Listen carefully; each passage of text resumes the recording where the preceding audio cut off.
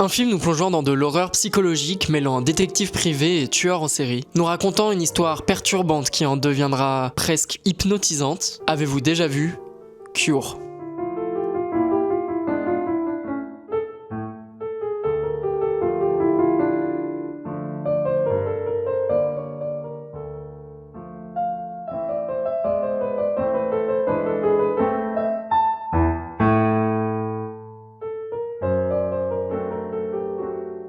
Cure est un film japonais réalisé par Kiyoshi Kurosawa et sorti au cinéma en 1977. Nous plongeons dans une histoire policière dans laquelle nous allons suivre un détective enquêtant sur une série de meurtres où toutes les victimes sont retrouvées avec une croix coupée dans le cou. Nous emmenant dans énormément de plans longs et lourds qui viendront créer cette atmosphère si pesante du film et qui ne mettent pas du tout à l'aise à certains moments. Personnellement, je ne conseillerais pas ce film à tout le monde, pas forcément parce qu'il est trop gore ou trop horrifique ou trop perturbant, mais juste parce qu'il est quand même très lent. Par contre, toutes les personnes qui sauront apprécier cette lenteur comprendront que c'est ce qui fait le charme du film et que sans tous ces moments très longs, on perd énormément d'angoisse liée à l'histoire. Pour beaucoup de personnes, Cure est le thriller social japonais de référence. Effectivement, il est vendu comme un thriller film d'horreur, mais ne vous attendez pas à un film d'horreur comme les autres, par exemple comme ça ou encore Conjuring. Là, vous allez pas être sur des screamers ou quelque chose de dégueulasse à regarder. Là, on va être beaucoup plus sur de l'horreur psychologique et une critique sociale sombre de la société japonaise des années 90. Ce film est considéré comme un des précurseurs de l'explosion des médias horreur japonais dans le début des années 2000. Effectivement, il est arrivé juste avant Ring et The Grudge, qui sont deux explosions du cinéma japonais. Il peut globalement porter son mérite à l'acteur Koji Yakusho, qui sera notre protagoniste principal pendant tout le film, car parmi 6 nominations et prix, le jeu d'acteur de Koji Yakusho est visé par 3 d'entre eux. The Cure est un des chefs-d'œuvre des thrillers japonais. Effectivement, Kurosawa a réussi à nous montrer que l'horreur peut ne pas être que screamer et monstre, mais peut être psychologique et social. Et bien sûr, il a réussi à montrer au monde du cinéma que le silence et l'ambiguïté arrivent ensemble à créer la plus grande détention possible.